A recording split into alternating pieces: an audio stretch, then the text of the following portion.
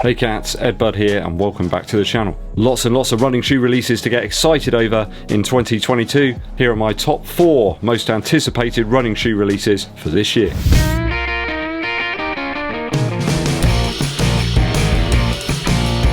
Hey outsole observers and seekers of the utopian upper. It's Ed Packing Foam Bud here. Back again with my top 4 anticipated running shoes of 2022. These are my personal selections, they might be different to yours and that's okay. I think a lot of runners though are going to be super keen on these up and coming releases. If there are some that you're after that don't appear in today's video, let us know what they are down in the comments. While I'm at it, if you haven't done so already, please hit that subscribe button and click the bell below for notifications if you like running shoe content. And you can give this video a thumbs up like and share it too with your running buddies, really helps out. First shoe up today is the one I've been getting excited about for months. I think it was like over a year now, which is the Nike STREAKFLY or ZOOMX STREAKFLY or whatever they're going to call it. For many, this is a hotly anticipated shoe. For months and months now, something of an enigma whenever it appears, but it looks like it could be on the cards a little sooner rather than later. There are some official images now which look to be taken from Nike's photographer, whoever that is, because all the shoe images are always the same, aren't they? I'd love to think it's just one person. I really want it to just be one person that does it. Lots of those images circulating around the internet at the moment, so I don't think it's too far off. A much lower stack ZOOMX midsole here, perhaps more reminiscent of the Pegasus Turbo, but obviously without that react element to the midsole. I don't think the shoe's massively different in terms of profile to that Rival Fly 3 that I tried out in November. The upper seems closer to Atom Knit on the Alpha Fly with those thin eyelet threads. I imagine that Nike have tried to minimize the weight in the upper as much as they possibly can. Certainly looks like a race shoe, this one. Stack height I think is probably a little lower than that Takumi Sen 8 that we saw from Adidas at the end of last year. Everything's pointing towards a March 2022 release on this one. Not long to wait now guys. If you've been waiting for this shoe, I think it could be dropping relatively soon. Obviously aimed at 5 to 10k racing, but I imagine the lighter of us would probably want to test it out over the half marathon distance too. I can't see why it's not going to hit the spot at that half marathon distance for me. I think Light Strike Pro and ZOOMX quite different materials, so it'll be interesting to see how it does shape up against the Sen 8. I mean, it's going to be quite a departure from the Phylon that we saw used in the Streak 7. People were using that shoe to run marathons, so it just goes to show what people's expectations are now and how drastically they've changed over the last few years. If they released a shoe like that now, people would just scoff at it. Let's hope that this is a better shoe on foot when it finally gets into my hands than the Takumi Sen 8. That was a bit of an underwhelming letdown. Shoe number 2 today is the FUELCELL SC Pacer. Another low stack shoe here, and we have some great images sent over from viewer Chris Minto. Thanks Chris, hope you're doing fine buddy and you're having a great 2022. This to me looks more like a successor to the RC Elite version 1, a shoe that had a far more aggressive drop to it than the version 2. Not quite as wild a stack in that RC Elite, so yeah, this could be a little bit closer to that. It's got the DNA, certainly. The Energy Arc design is simply to show off the plate, I think, a little bit, and also probably to reduce the midsole weight, just distilling it down to the bare bones. Energy Arc. Be interesting to know if the carbon plate's any different in this shoe than it is to some of the previous New Balance releases that had a plate embedded into the midsole. The upper certainly looks super light, doesn't it, cats?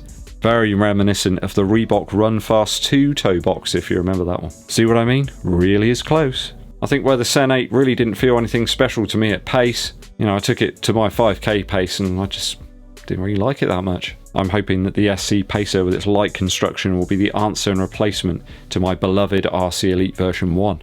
What a great shoe that was. It's aged like a fine wine. One area of the shoe I'm a little bit worried about, I think some of the viewers might share my opinions here, is in the outsole and the lack of rubber coverage. Not sure what they're going for there. It certainly seems to be 4 foot only, this one. Literally, I mean 4 foot, like on your toes. Just run on your toes. Don't worry about the rest of the shoe. No idea on a launch date for this one so far. What do you make of this one, people? A third shoe that's caught my eye. The wandering eye of shoes. I'm going to write the release date of this one into the calendar when I get it. And that's the Reebok FLOATRIDE Energy X. A FLOATRIDE midsole shoe in the mould of the Energy 3 by the looks, but with a better, more fitting upper and a part plate this time.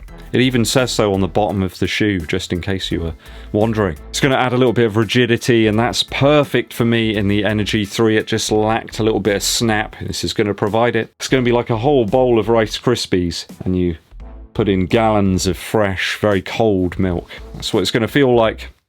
Maybe. I liked everything about the Energy 3, and if they leave the outsole alone, which they kind of have here, that simply provided grip of ages. With that embedded plate, I can really see this one being a winner. The upper looks very refined, and so does the lacing system here. Upper materials have a look reminiscent of the mesh style stuff we saw in the Energy 3, and there's some reasonable heel collar padding there that could make for a very comfortable lock. Looks a little bit like the ZOOMFly series, doesn't it? Or the Next Percent, where you've got that horseshoe-shaped padding around the heel.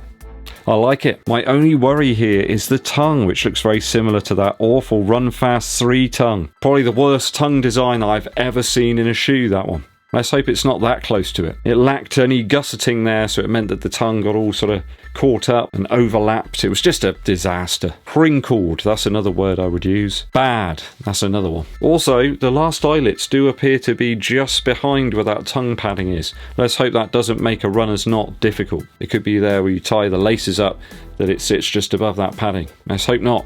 Fingers crossed. We don't want any extra pressure on the top of the foot to spoil this one. My radar is on, looking to detect the Energy X. Remember down in the comments to let me know what your most anticipated shoes are of this new year. We want to know the information. Shoe 4. I almost always loved the Nike Pegasus line, since when I got my first pair back in like 1990. The 37 wasn't the greatest for me, but the 38 was a real knockout. So little changes there improved the fit, and it really worked for me. The 39 looks set to continue the use of the Air Zoom bags, this time with a split seam in the heel and the forefoot. We see a return of the fly wires here. People really like those. I've always enjoyed fly wires on Nike shoes. And that strange band around the edge of the eyelet rail. What's that all about? Interesting. Quite reminiscent of the Pegasus 35-36, which had a great fit for me. In fact, I had 2 pairs of the 35. It was that good. Some, of course, will be dismayed to see the continued use of React in this shoe, but we know why. It's a daily shoe. It's got to be durable. It's probably Nike's most purchased running shoe, so it has to fit the bill for loads of different activities.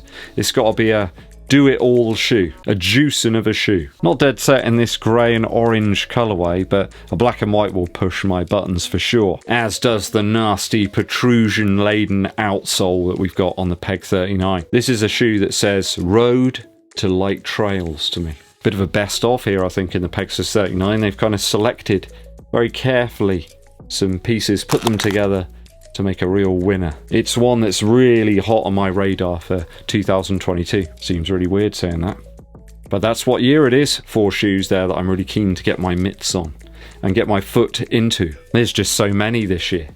Lots and lots of things that are really exciting me.